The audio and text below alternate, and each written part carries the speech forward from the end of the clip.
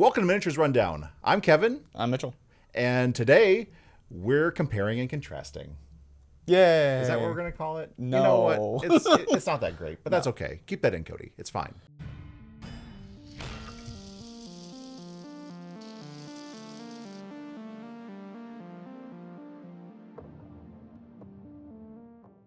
So, both of us have gotten over half dozen games of 40K in 11th edition over the past several weeks. And, when the edition first came out, we kind of gave our impressions of the things that we saw, and we played some smaller games before that and kind of got a feel for what the edition was going to be like. But now that we've played several games, we have some more developed ideas of what this edition looks like and how it feels. It's not just theory, it's, putting it into practice. Right. And of course, funny enough, the date of this recording is the day that the update dropped and the 3-month update dropped. And so, they did a lot of changes. They did a lot of changes. They were not shy. But that aside, overall, my impressions of 11th edition have been really positive. I completely agree. I think that there has been a lot of positive changes to how terrain functions. A lot of quality of life improvements that I've noticed actually over playing several games. Yes, I completely agree. There's a lot less hemming and hawing. There's a lot more interesting decisions to be made.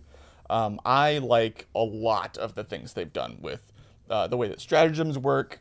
I was a little worried, as we talked about previously, about the combinations of detachments, but I think that's been handled fairly well. Right. And I think once Codexes come out, it's going to be handled even better. So I'm definitely in the positive side. Well, and that's one of the. I'm glad that you brought that up, because that was one of my hugest trepidations about going into this edition was the mix and match of detachments. But part of it is that the 40K app has actually been really good about making that easy to do, and which is really nice, because I actually, one of my biggest criticisms about 11th is that if I wanted to write a list the old traditional way on paper, I probably would have a really hard time doing Good luck. it. Yeah. And all joking aside, that's probably by design. Yeah. They want you to subscribe to the app and use the app, which, here or there, that's fine. Whatever. You can have whatever opinion you want. And there's lots of free options too. People use New Recruit or they use whatever, and that's also there. But regardless of all that, that was one of my biggest trepidations going into it, and it seems like it's been handled pretty well. I agree. They, for the armies I play, which is Death Guard and Votann, they did a really good job of letting you, it does what they said that it was going to do. You can, I can play the Mercenary Oathband, so I can kind of play my generic, troops and everything kind of mixed together with a lot of stratagems that just really, make everything just work a little bit better, and then put in the Hearthband for one detachment point, and so that my Einherjar can get some really cool buffs in addition. What detachments have you been playing with, and So the ones that have actually interested me the most are probably the Chaos Demons. Okay. Because they have 3 1-point detachments that are one for battle line, one for cavalry, and then one for the little non-monster heroes. Okay. And there's a lot of different combinations you can do with those, especially since there's some overlap in that. Okay. There are some factions that I play that I'm not as happy about. I don't like the Astra Militarum ones. Oh, really? They're a little too specific, in my opinion. There's one in Necrons that I absolutely hate, which is it gives a benefit specifically to the bike unit, Tombblades. Really? Yep. The one bike unit in the whole faction that gives deep strike to that unit. Does it even does it say bike mounted units? No, it says Oh, Tombblades. it does specific. At least it didn't There really... are 2 other mounted units it would have worked with if it said that. Oh, really? Yeah. Oh, never mind. So that one in particular annoys me, but the other 2 Necron ones are very cool. Okay. But I don't really like any of the Astra Militarum ones. I'm looking forward to that book coming out. Sure. They did just in today's update reduce something down to 2 detachment points that was 3, so maybe a little more play in that. But those are really the opposites of everything else I've seen. All of the other ones have either 2 or all 3 of it very interesting to me. Yeah. The and for Death Guard, I had very similar. I was able to combine the Demon Engine detachment with the one that lets me infiltrate, and with my Plague Marines and the Flyblown detachment, And so like that's been really cool. I've been able to like they said, I'm able to combine my toys in a way that that makes them fun and that enhances all of them. And I've actually been really enjoying the unit enhancements too, which is something that is I kind of wish there was more. Yeah, I do too. Like the number of times I opened a 1-point detachment and I was like, oh, that's not an upgrade. All right. Yeah. Like I thought that was a really cool way to change the identity of a unit with just a small points You don't increase. need a character on that unit to make it different. Right. It is very interesting the way that they did that, and I again look forward to the ways that they do it in codexes. You know what it kind of reminds me of? Now I haven't played the new edition of War Machine, but War Machine before, where you could like when you upgraded a unit to add like like a UA. Yeah. Oh yeah, that's a good point. Kind of reminds me of that. Sure. Yeah. Where it's like this is the unit, and then if you put this other guy in it, then it has this bonus ability or this extra weapon or something like that. Yeah, that's fair. But yeah, I also a criticism I have. I'm going to make some criticism and enjoyment sandwiches here. And so one of the criticisms I do have with this edition is it does take out quite a bit of time to set up a board. Yes, and the fact that you can't set up a board until you know what mission you're playing. Right. Because there were ways previously that you would just have at a tournament have all the tables pre-set up. Right. And then it would be just put your mission down and play. Right. And now you can't really do that. No, especially now with the changes that they made with Purge the Foe, where all of the deployments, if one of the players is playing Purge the Foe, all have 2 center objectives. Yep. And so that means, and from a TO standpoint for myself, like I run a lot of events. I haven't run a 4K event in a while, but I plan to, is I'm trying to figure out the logistics of setting up a board in a way that makes it easy for people to come to the table and play. Right. And that seems really, really challenging right now. It does. There are some like kind of built-in things that are like, well, you just like put your things out, and if they're not in the right spot, then just use the you can still use the objective marker. Yes. Like if they don't go on an objective or something like on a piece of terrain or something like that.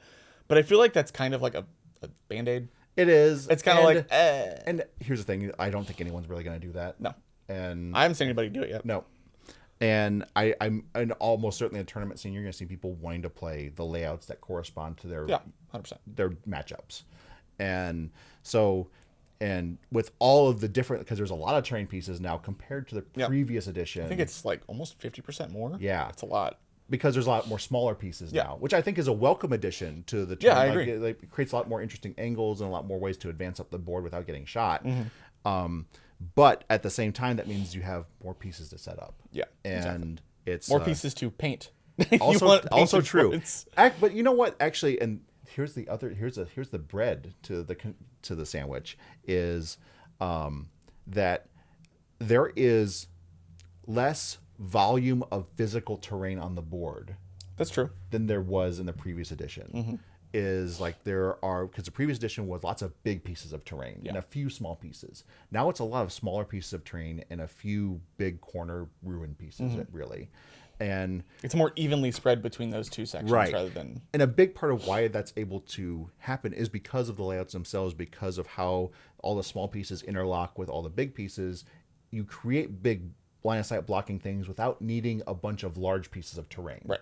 So I thought that was, I think that was really interesting. And of course, when you look at the official terrain coming out for Armageddon that they have coming out, and you look at what a full board of the Armageddon terrain looks like, volume wise, it's not actually a ton of terrain. Right. And so, and from, once again, from a TO standpoint, I like that. That means it's a lot easier to have a collection of terrain. And I've been helping build up the terrain collection for our group. And it's been very welcome to not have to paint a bunch of huge buildings. Right. And yeah, the number of like big U shapes that you needed. Yeah. It was at least 2 per board. Right. Previously in 10th edition, and now it's like you kind of, with the hidden rule coming into play, you can kind of get around needing that. Exactly. Which is nice. And to talk about that, to bounce off of the hidden rule, that has been both less impactful but still welcome than I expected. Because there are so many times where you just really want to shoot. Yeah. And so you don't end up being hidden quite as much as I thought you would be going into this edition. But it is more of a turn one insurance policy. Yeah, it's I definitely see it, especially since you start the game with it. Right. If you normally would have it, it's definitely a turn one, maybe turn two to like your staging Right. if you're going first, and then past that it's basically like your home objective, or if you very specifically have something with that, like reducing your detection range or increasing your opponent's detection range. It doesn't come up as often as you might think. 15 inches is a decent size. I mean, that's over half the distance from side to side. Yeah. So a lot of the times you're like, oh, I was hidden, and then they just move up into it. Right. Which is that's part of the reason it exists. It makes it so that people don't want to like, I'm gonna tow around this side and I can see all the way down this line. Exactly. Doesn't even matter. And you are correct in that I feel like it is not coming up as often as I expected. But when it does come up, there are still ways around it. Right. It's not just like, oh, well, there's literally nothing I can do. Right. Which is how it should be. Play and counterplay. Well, one of the interesting things too is, and kind of a thought that occurred to me when I was talking about the volume of terrain on the board and not so many big pieces of terrain, is that one of the thoughts I've had heard from people going into this edition was that melee armies, specifically really fast melee armies, were going to be a big problem because they could just jump from terrain to terrain and remain hidden and then just get into combat without being shot. Because there's actually less physical terrain that blocks line of sight, actually being hidden and not being able to be shot at isn't really much of a thing. Because a small assault unit would be relatively easy to hide in a piece of terrain on the board to avoid being shot at and getting from a unit getting within detection range. That might be possible, but like a 10-man, assault veteran squad, you couldn't hide that in a piece of terrain without it being able to be shot. A 20-man Blood Claws unit. Right. Like, they're good luck. You're basically going to be behind the terrain, which you were going to be last edition anyway. Right. That doesn't change anything there. But you can't get those extra few inches to get into the terrain to benefit from hidden. And so, like, I don't see that. In my games, I haven't seen that be as much of a problem. I've always been able to kind of get an angle on a unit that was trying to hide, and like mid board. Like when units are in their own deployment zone and they're attempting to remain hidden, like they're non-targets basically. But if they're moving up the board and remaining hidden, I can still react and still interact with those units. Sure. And I thought that was really. And I kind of shared that concern too because I was thinking about it, but then when I actually started rolling dice and getting models moving on the table, it was not that much of an issue. Yeah, I agree. It's more impactful in some situations, but it's still nice to have. It keeps and I think that the function that it ultimately serves at the end of the day is it keeps you from losing your entire army early on in the game. And Looking at you, Tao. I mean, it can still happen. It can still happen. But it's less likely. You're always going to have those games where you just get wiped off early, and it just part.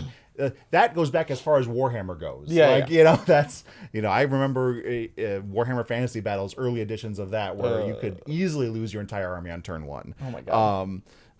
But regardless of all that and all that history, coming back to the present, another thing that I've really, really liked is some of the quality of life updates with this edition, specifically Overwatch happening at the end of the movement phase.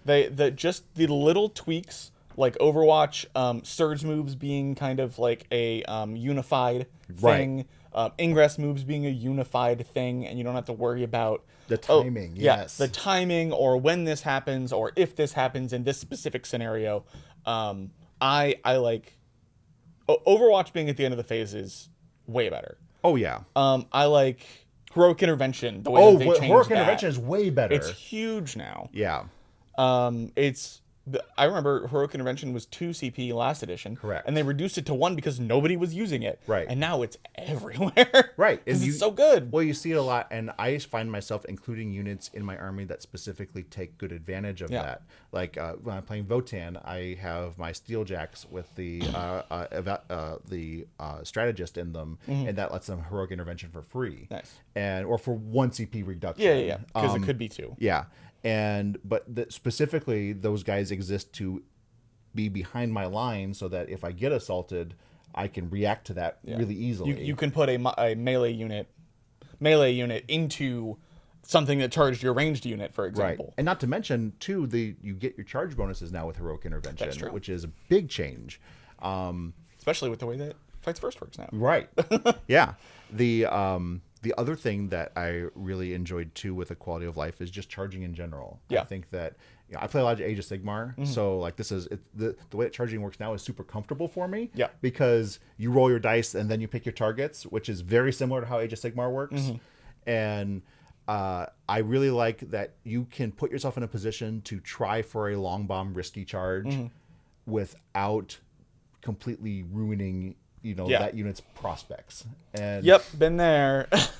and then like a lot of people have said I've heard both arguments, which makes me think that the truth is somewhere in the middle. Is that this is an assault edition or this is a shooting edition. I've heard both arguments. Yeah, and there are, I completely agree. There are reasons for both of those things to be true. Right. But if it's constantly in flux which one is true, then both must be true to an extent. Right. Like the fact that you can now, with any model, just tow into a piece of terrain makes the availability of shooting potentially longer distances, depending on the board, a possibility. Rather than having to go, all the way over or at least halfway into it or whatever. But also the fact that, again, hidden exists and more dense terrain exists makes melee a lot better. Right. So the fact that both can be true is pretty impressive. I agree. I found that I have, in both of my armies that I've played about an equal amount of, is that I've found that I want units that are in my armies that are good at, like, I want some assault units, I want some shooting units, and I want, I want both of those things in my army because there's good ways to use both of those in this edition. I agree. Like for my Death Guard, for instance, I really, really enjoy all of the torrent weapons that exist presently in Death Guard. And because of how Overwatch works now, that has gotten so much stronger. Yeah, that's true. And like, but at the same time, I also want, my melee kitted out Plague Marine squad. I also want my Death Shroud and Blight Lord Terminators and stuff that are still like super killy in melee. And so a combination of all those things, like I find myself being really happy playing a combined arms force. Yeah, that's fair. The other thing that I think is really cool too, and we've already seen some changes with it in the update that just went out today, is that it gives me a lot of encouragement that they're making changes to the detachments and the dispositions. Yes. That they're keeping an eye on it, and that they're doing their best attempt to make each disposition viable. Like there was a lot of talk early on that Purge the Foe was clearly better. And a lot of people end up taking Purge the Foe. I think it was 60% Yeah. took it in Tacoma. But their statistic that they quoted was while 60% took it, it was about in line with everybody else win rate wise. Right. Which was pretty impressive. That is. Because obviously killing people's easy. Right. I mean, Purge the Foe is very much you're playing Warhammer. Yeah, you're playing Warhammer. Yeah. You're killing stuff, standing on the occasional objective. Mostly that's it. Right. But the fact that everyone's like, oh my god, this is clearly the best one, but it was about in line with all the other ones. I think was it Disruption? Disruption was the lower one. Right. So they're making some changes to that as well. So they noticed some things and they're changing those things, and that's great. I like they're doing 3 months Yes. of changes like this, and I know people say that Warhammer changes too often, but I think it's not that bad, honestly. So yeah, and there's a couple ways to think about that, and it is if 40K is the game that you play and that's a game that you enjoy, like you're going to really reap the benefits of those regular changes. If it's a game that you only play occasionally, I can see where that is a sticking point for people. That's fair. And like if you play once every couple months, and that means that every third or fourth game you play, there's new changes that you have to like either you're not aware of, and your opponent is going to say, well, actually, One second, they errated that. yeah, that doesn't feel good for either player. It does not. Well, no, it could feel good for the actually player. Well, fair enough. But we don't like those people. I've talked about the actually people before true. on this channel. But it's one of those things where I really think that you're damned if you do, you're damned if you don't. Yeah. And but I remember. That's what I was about to say. I remember when we would see a change every year. Yeah. Maybe If you're lucky. Yeah. I remember back in 5th edition when I started playing, and they're like, "Oh, Necrons." Well, they haven't gotten the book for 2 editions now, Right. actually. So It took until 5th edition for Drukhari to get a codex that wasn't 2.5. so yeah, the alternative is you're stuck with what you got. Good luck. Right. And I kind of like once the 3 months are up, I like the every 6 months. Yes. Like, hey, here's some points changes, and then here's some bigger changes that Right. we've noticed. So I hope that they continue in a pattern like that. Right. Changing the dispositions, and the detachment point costs. I feel like those are 2 very good kind of knobs that they can turn. Yes. To like some people are still taking the everybody's taking the 3-point Necron detachments because they're still the best ones. Right. So being able to kind of go like, okay, well, how does this detachment play in recon or Sure. something like that? Yeah. That might be a little bit weaker with the way that it would normally play, which would be murder everything. So I like that they have that ability, but as we said previously, we're kind of very much relying on GW doing it right, because if they do it wrong, it's very bad. Yeah, and that's one of the things too about that is a negative, of course, and we're just making these sandwiches, and I love Yeah, it. I love sandwiches. The one of the negatives is, of course, like with the changes, when you start changing how the objectives work, then people who like to just play with the cards, Yeah. that now you're running into, well, do I do whiteout on the cards and write in what's supposed to be there, So or as far as I'm aware, they didn't change any of those this time. okay, They changed the layouts of They Purge the did, Foe, that's but correct. layouts are not in that. They're Right. in the app. so that's fair. So I'm not saying they won't, because they did in 10th edition. Oh, they will. They will. It's almost certainly. Yeah. Yeah. So that's only a matter of time, but we'll see. Maybe they'll wait for the next chapter approved. They might. Yeah. But so it is definitely, and because you're right, because now that I'm thinking about it, all of the force disposition stuff and the detachment points are all digital. Yeah, it's all digital. Yeah. So It's similar to the field manual, where it's like stuff that they can kind of change whenever they want. Right. And it doesn't affect anything physically except for codexes. right. I do like with going forward that they have basically kind of admitted in the codexes like that really you're buying them to get access to the digital rules. And I am looking forward to the first one I am too. because it is paperback. Yes. And we saw with the core rulebook that the paperback core rulebook was fairly cheap. Yes. It was $25. So I'm hoping it's not going to be a $60 paperback I rulebook hope not. that you're basically just buying for the code anyway. Right. We'll see. We'll Please just make it like we can just buy a code for $20 or something. Yeah. I would totally buy it. Yeah, Like easily. Some people really want the physical book, and Yes. some people don't. Right. Cater to both. like you'll make money either way, Games Workshop. Guess what? Selling me a code costs you nothing except generating a code. And I'm still gonna buy the other money that I would spend on the book was still gonna go to models. So Yeah, it's not like true. I'm not even gonna kid myself there. Like Yeah, we know like their profit margins are very good on their books, Yeah. which is why they put out so many books, right. and the books are required. A lot of the time, not so much recently. No, it's been less. It's been less. Yeah. Like the end of the edition stuff was like, okay, you can buy the book if you want. All the rules are up online for free. Right. I don't know. I'm really looking forward to. We said this in the we said this in the previous edition. So me and Josh did, because you're on the channel Right. yet. That the first codex is it's the precedent. Yes, it's the bellwether for the rest of the edition. Yeah. How they changed stuff and how it will be in the future, we don't know until the first one comes out. And that's one of the things. And now we're going to get into some future prognostication of what's my God. going to go on here. I know I used a big word. I'm You did. sorry. You did. You also said bellwether, which I've never heard of before. So, but I've heard some rumors about like Marines going to toughness 5 and 3 wounds apiece. And so if and 3 wounds apiece. like the thing is like if that happens, then we get into that same situation that we had before when Primaris Marines first came out, Yeah. and then all the other Marines hadn't. Normal Marines were 1 wound and Yes. and 1 less leadership and 1 less attack. Right. And now everybody's gone up to 2 and everything's normal. Games Workshop, everything is normal.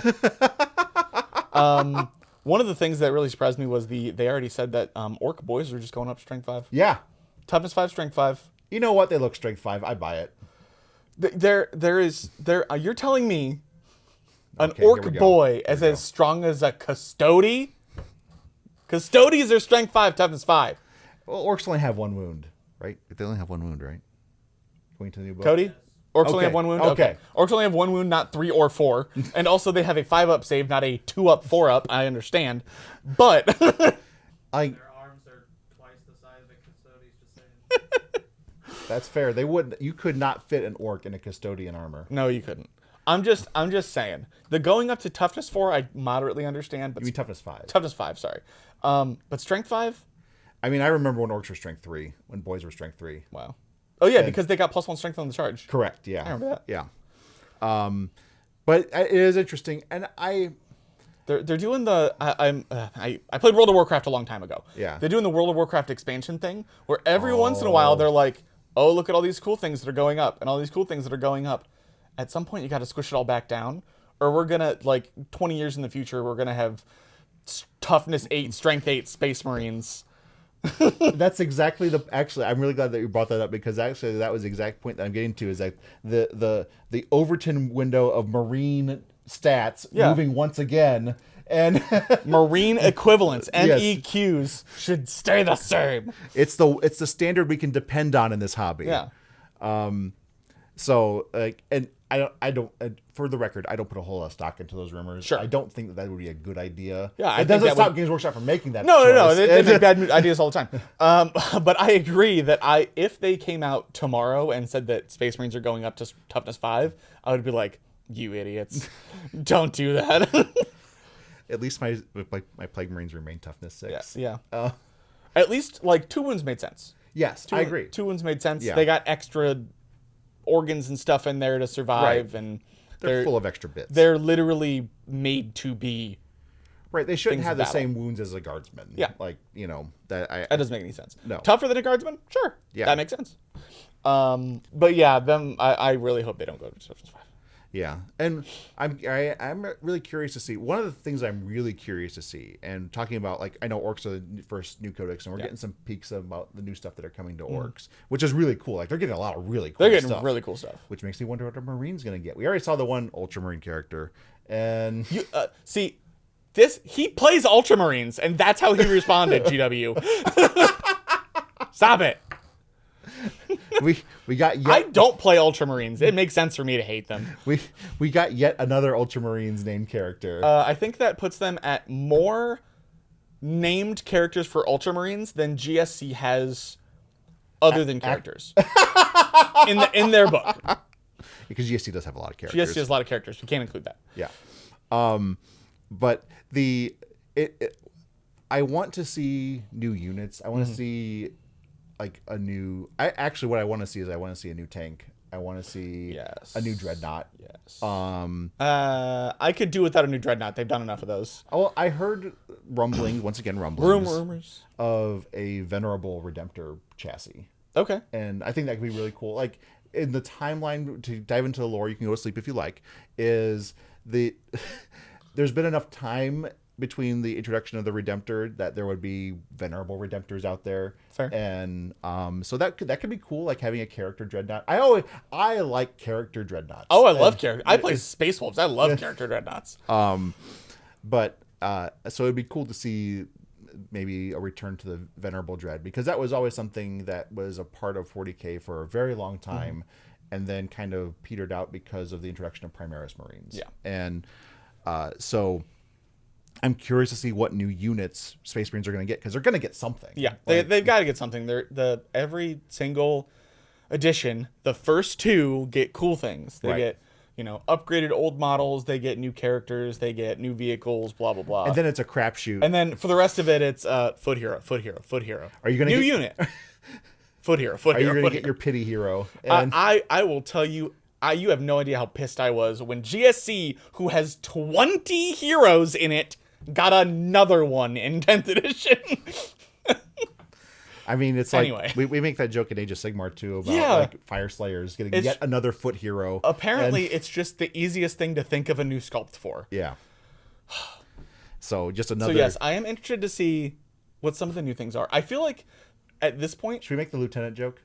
yeah, go for it. Yeah. So I mean, it'll be Space another- Marine lieutenant. Space End Marine of lieutenant. joke. Yeah, done. All right. So I feel like they save all of their really cool sculpts for the beginning of the edition hype and the end of the edition leading up, just so that people will spend their It's money. and that's definitely a marketing tactic. Yeah, for 100%. Sure. Yeah. Because if you look at 10th edition, it was, bunch of new stuff in the starter box, Right. couple of extra things after that for Tyranids and Space Marines. Right.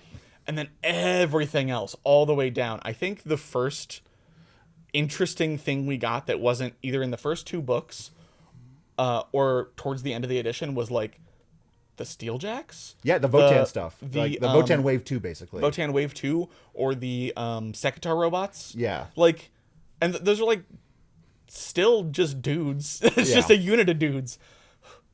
Yeah, I could talk a lot about this. But going in, and then the end of the edition is all the cool, like, big vehicles and monsters, Right. Defiler resculpt, the Lion from the end of 9th edition. Right, yeah. Like, all of that stuff.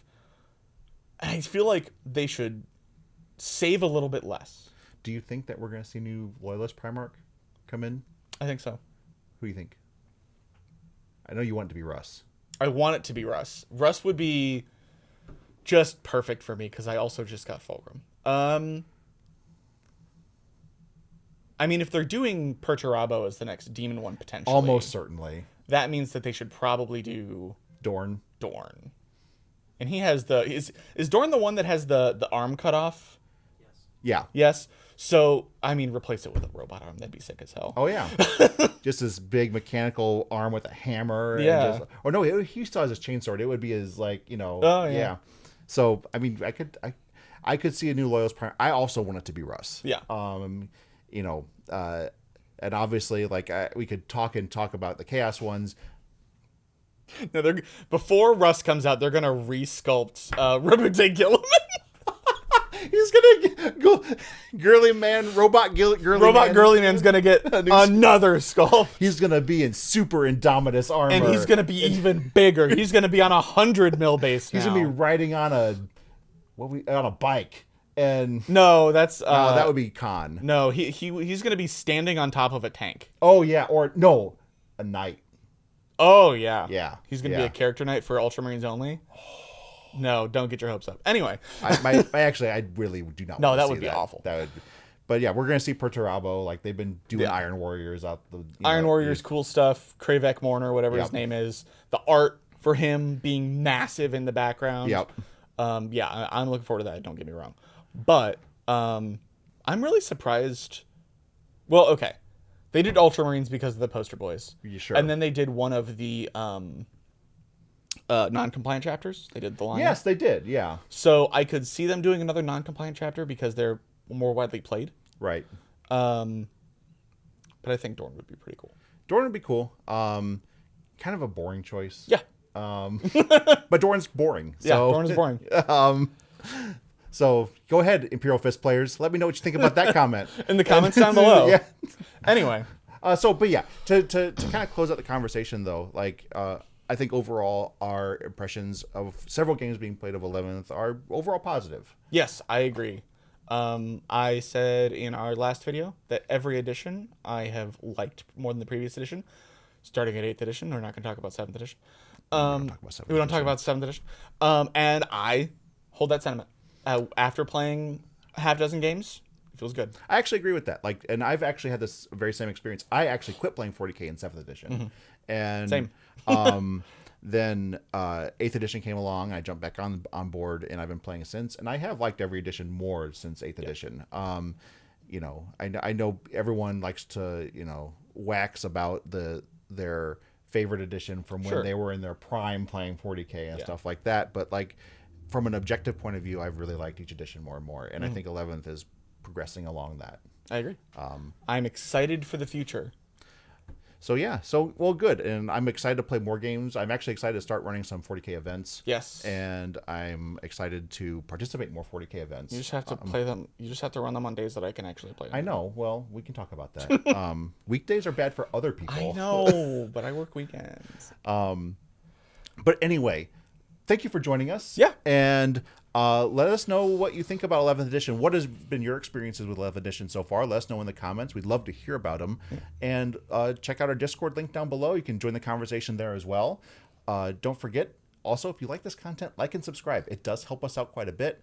And check out our Patreon down below. Every dollar you give really does help bring this content to you and bring more and different content to you as well. So, and we are truly thankful for that.